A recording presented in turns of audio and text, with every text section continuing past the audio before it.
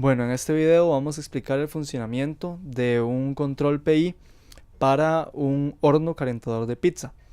La idea es que este horno cuente con una plataforma, una banda por la que entra la pizza. La temperatura interna, o sea, las resistencias, se van a tomar como valores constantes.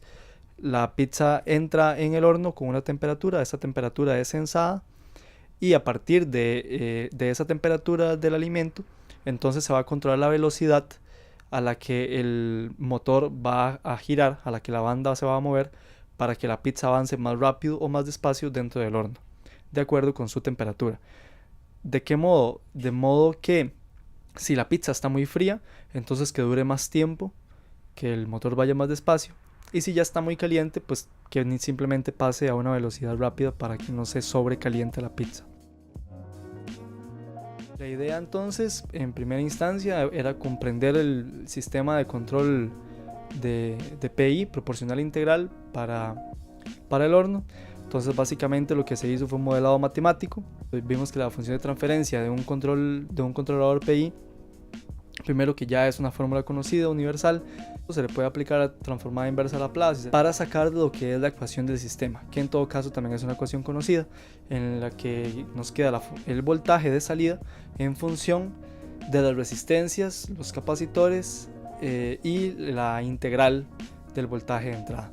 Entonces básicamente con ese modelado matemático procedimos a diseñar un circuito en primera instancia aplicando OP-AMPs, amplificadores operacionales, específicamente los 741.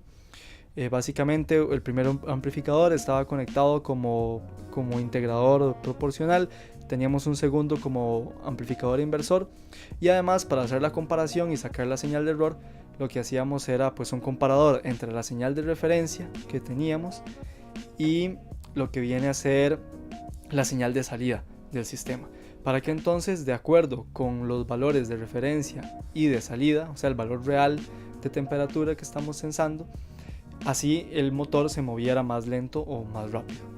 Nos ayudó a comprender que lo que se está haciendo realmente es un PWM, es adaptar o modificar el valor y los porcentajes de un PWM, que viene siendo la señal que controla la velocidad del motor.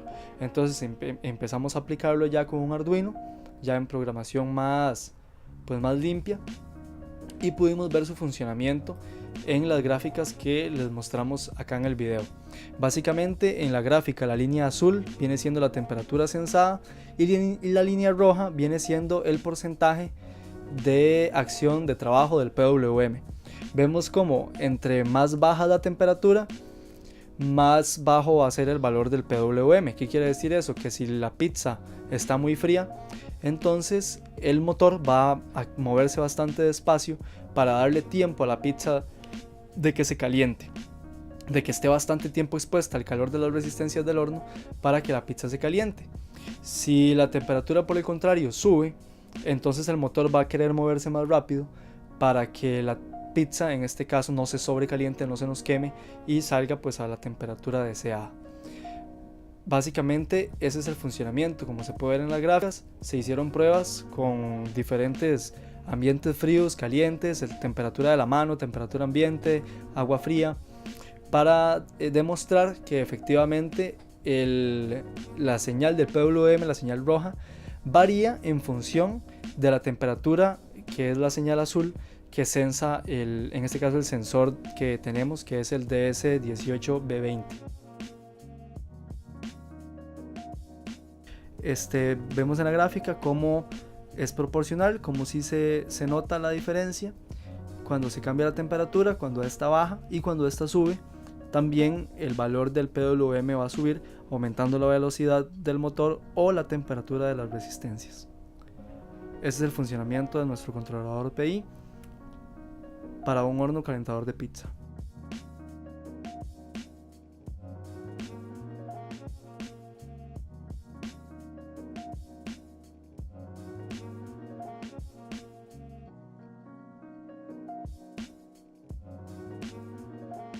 ¿A qué conclusiones llegamos? Bueno, efectivamente el sistema cumple con lo esperado, ¿verdad? Funciona tal cual se quiere. Sí se ajusta la velocidad dependiendo de la temperatura, y la temperatura está en constante revisión, de modo que no hay lapsos sin sensado. Además, vimos que el sensor que tenemos ofrece muchas oportunidades de mejora, porque este sensor está diseñado más que todo para ambientes, para medir temperaturas de espacios, y su velocidad de respuesta no es tan grande. Entonces, por ahí ese lapso de tiempo de respuesta nos puede afectar el sensado de la pizza, y además que el sensor no sabe distinguir entre un ambiente y un punto en específico en el sistema. ¿Qué quiere decir esto? Que él no sabría distinguir entre el calor de las resistencias y la temperatura de la pizza en sí, y lo que nos interesa es sensar específicamente la temperatura de la pizza, ignorando las resistencias. Entonces, por ahí, utilizando un sensor más específico para el uso que le necesitamos, pues simplemente es cambiar de sensor y ya todo lo demás se puede implementar mejor y podemos tener un sistema más eficiente. Por otro lado, estamos tomando las resistencias como valores constantes, pero si evaluáramos y analizáramos las resistencias como valores variables y que también pueden ser controlados, podríamos generar un sistema de control más amplio, más complejo y muchísimo más eficiente, porque incluso las mismas resistencias se pueden controlar con la señal PID, con la señal PWM, perdón. Porque incluso las mismas resistencias se pueden controlar con la señal PWM. Haciendo cálculos, acomodándolos, habría que generar una relación entre el PWM de la resistencia y el PWM del motor, pero básicamente así es como funciona nuestro horno calentador de pizza.